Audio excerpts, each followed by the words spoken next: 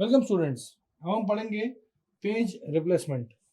और page replacement में सबसे पहली बात तो यही है कि मान लीजिए कि पेज फॉल्ट ऑकर होता है तो ऑपरेटिंग सिस्टम क्या करता है कि जब भी कभी पेज फॉल्ट आया और पेज फॉल्ट आता है, जैसे पेज फॉल्ट मतलब उस पेज की जरूरत है हमें जो पेज अभी मेमोरी में नहीं है, तो ऑपरेटिंग सिस्टम क्या करता है कि एक पेज को चूज करता है और उसको मेमोरी में रूम बनाने के लिए मतलब क्या करता है कि उसको लेके आना है। जाहिर सी बात है, तो किसी एक पेज को हटाएगा और दूसरे पेज को अंदर करेगा। मतलब ये कहने का मतलब ये है कि आपकी मेमोरी के अंदर कोई पेज आपस में रिप्लेस होने वाले हैं।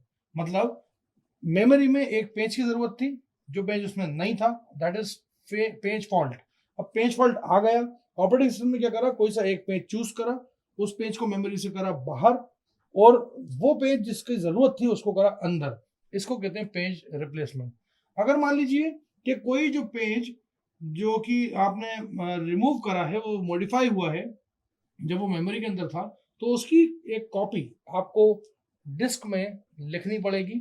इसका मतलब जब वो डिस्क में जाएगा वापस से वो पेज, तो वो कॉपी होके जाएगा और वो अप टू डेट जाएगा। आपने कोई भी चीज मेमोरी डिस्क से उठाई, मेमोरी में डाली, मेमोरीज में उसको काम करा, अपडेट करा, अब उसमें रिप्लेसमेंट हुआ, कोई दूसरा पेज आया तो ये वाले पेज को बाहर निकलना, जो ये बाहर निकल रहा है ना वो वापस हार्ड डिस्क में जा रहा है, वो अप टू डेट कॉपी जाएगी और up to date copy override हो जाएगी।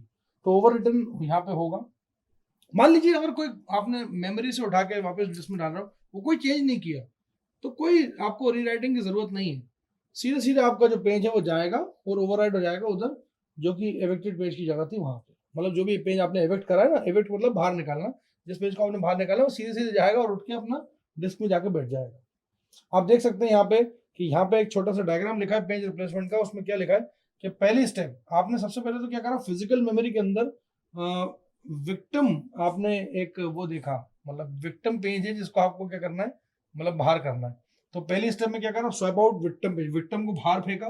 वो जो इस जो बना हुआ है साइड में जो डेटाबेस की तरह, वो एक्चुअल में हार्ड डिस्क है, वो हार्ड डिस्क में चला गया।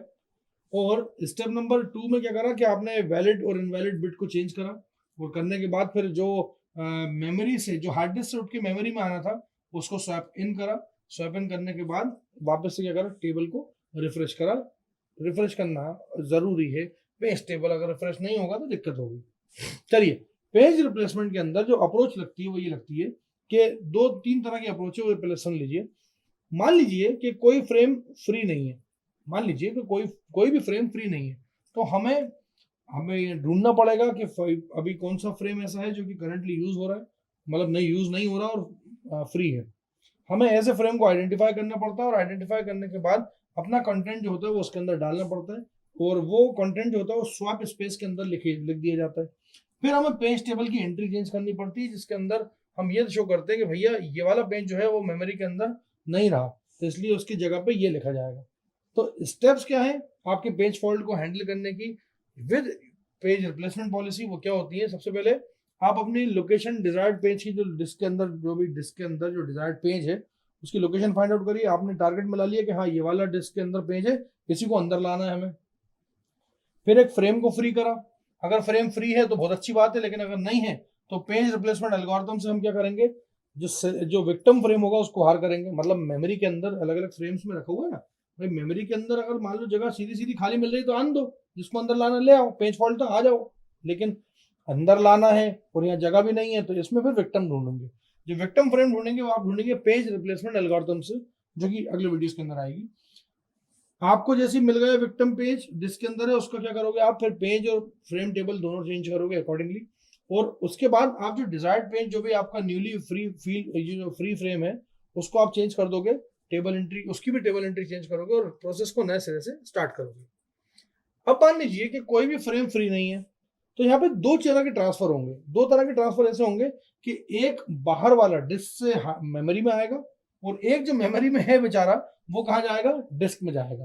तो यहाँ पे आपका जो पेज फॉल्ट की जो सर्विस है वो डबल हो जाएगी, डबल काम बढ़ा देगी। और आपसे आप ये जब करोगे तो 100% है भाई। देखिए, अगर किसी एक पेज को अंदर आना होता तो कोई दिक्कत नहीं थी, अंदर आता फ्री जगह पे बैठ जाता जाके, लेकिन नहीं, अभी वो अंदर आ रहा है तो किसी एक को बाहर निकलना पड़ेगा।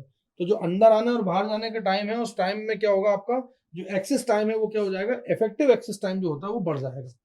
खैर, इस ओवरहेड से बचने के लिए हम यूज करते हैं मॉडिफाई बिट। मॉडिफाई बिट जो होती है वो क्या करती है वो देखें, हर एक पेज और हर एक फ्रेम जो है उसके पास अपनी एक मॉडिफाई बिट होती है जो कि उसके साथ एसोसिएटेड होती है, और ये उसका हार्डवेयर असेंबली ऐसी होती है।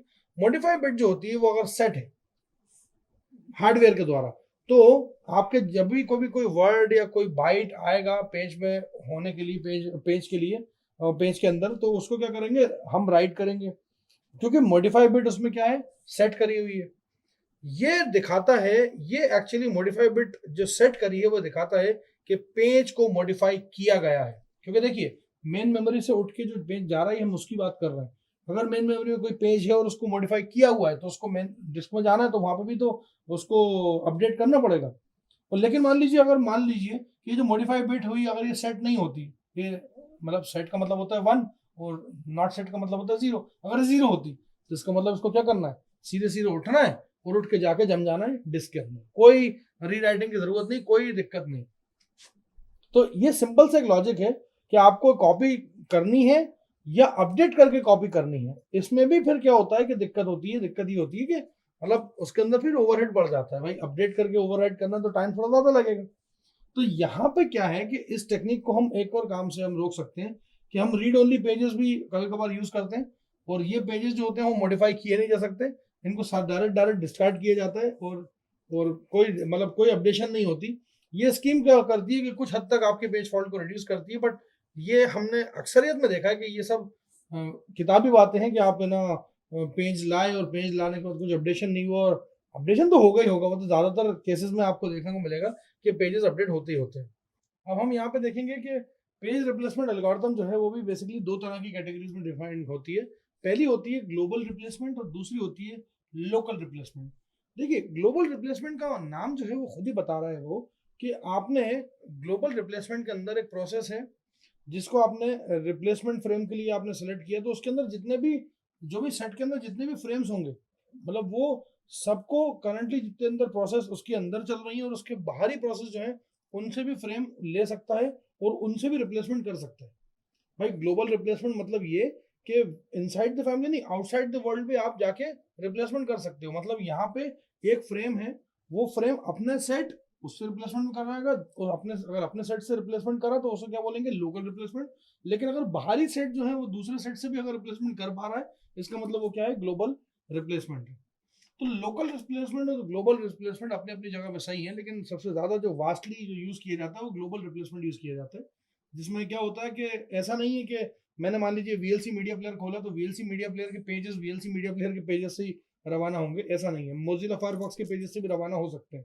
पेज रिप्लेसमेंट ऐसा है कि हमें तो किसी प्रोसेस के हिसाब से थोड़ी चलना कि नहीं हमारी तो ये प्रोसेस है, हमारी प्रोसेस जो है वो अपनी अपनी रिप्लेसमेंट पॉलिसी अपने पेजेस के साथ ही करेगी, ऐसा नहीं है, वो किसी के भी साथ कर सकती है। तो लोकल और ग्लोबल में सबसे ज्यादा जो इस्तेमाल किया जाता है वो ग्लोबल किया जाता है। खैर मैं आपको इसकी एग्जांपल देता हूँ। मान लीजिए कि आपके पास हाई प्रायोरिटी प्रोसेस है जो कि सिलेक्ट करेंगी फ्रेम को किससे, लो प्रायोरिटी प्रोसेस से फॉर रिप्लेसमेंट। अब मान लीजिए कि अगर मान लीजिए कोई प्रोसेस है जिसने रिप्लेसमेंट पॉलिसी लगाई है और रिप्लेसमेंट पॉलिसी लगाई है अपने ओन फ्रेम के साथ, तो क्या हुआ कि वो लोकल है। लेकिन अगर वो फ्रेम की लोअर प्रायोरिटी प्रोसेस से देख रही है तो दोनों बातें अलग अलग है। एक अप्रोच क्या कहती है कि हायर प्रायोरिटी जो है प्रोसेस वो फ्रेम एलोकेशन करेगी, वो एक्सपेंसिव होगी rather than lower priority process है। लोअर प्रायोरिटी को इतनी इजाजत नहीं होती कि वो खुद रिप्लेसमेंट करे, हायर प्रायोरिटी पहले करती है। लोकल रिप्लेसमेंट स्ट्रैटेजी क्या करती है कि नंबर ऑफ फ्रेम जितने भी एलोकेट किए गए हैं उनमें कोई चेंजेस ना करे।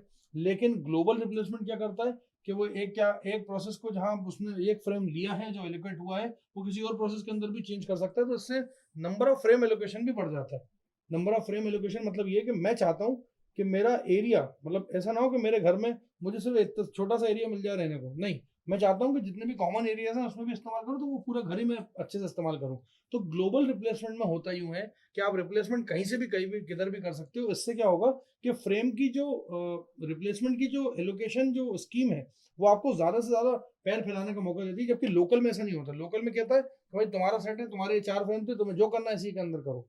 तो इसमें प्रॉब्लम है।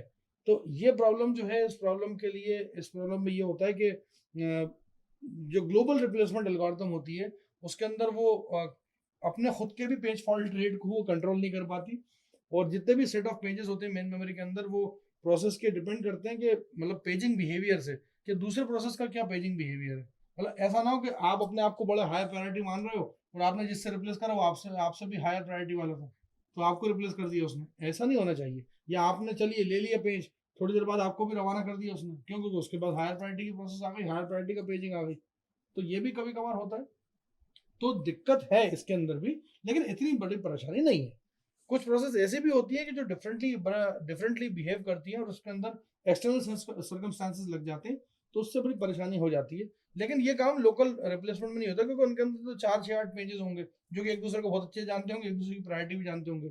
यहाँ पर ग्लोबली के अंदर थोड़ा सा आपसे भी बड़ा बल्लम कोई आ सकता है हायर प्रायोरिटी वाला, वो आपको रिप्लेस कर सकेगा। तो ऐसा है कि मतलब जहाँ पे आपको एलोकेशन की स्पेस ज्यादा है, वहाँ पे खतरा भी ज्यादा है गिरने का, आपके रिप्लेसमेंट का भी खतरा है। मतलब आपका खुद का लोअर, आपकी जो हाई प्रायोरिटी पेज जिससे आप बोल रहे हो, वही पता चला किसी और के कंपैरिजन में लोअर प्रायोरिटी पेज निकला, तो वो आप बाहर, आपको बाहर करके वो खुद अंदर आ जाएगा। तो ये दोनों के अंदर अपने अपने प्रॉस एंड कॉन्स हैं। लेकिन फिर भी मैं ये कहूंगा कि सबसे ज्यादा जो है वो ग्लोबल यूज किया जाता है, क्योंकि लोकल क्या करता है, अपने आप को नॉट अवेलेबल शो करने की कोशिश करता है, जिससे एलोकेशन हमारा गिर जाता है। और हम चाहते नहीं कि हमारा एलोकेशन का जो रेट है वो गिरे, हम चाहते हैं कि एलोकेशन फटाफट हो। और उसके लिए ग्लोबल पेज रिप्लेसमेंट पॉलिसी सबसे बेटर है। अब नेक्स्ट वीडियो के अंदर हम देखेंगे कि ये पेज रिप्लेसमेंट एल्गोरिथम जो है कौन सी लगती हैं और कैसे वो एक दूसरे के पेजेस को बदलती हैं, चेंज करती हैं। Thank you so much.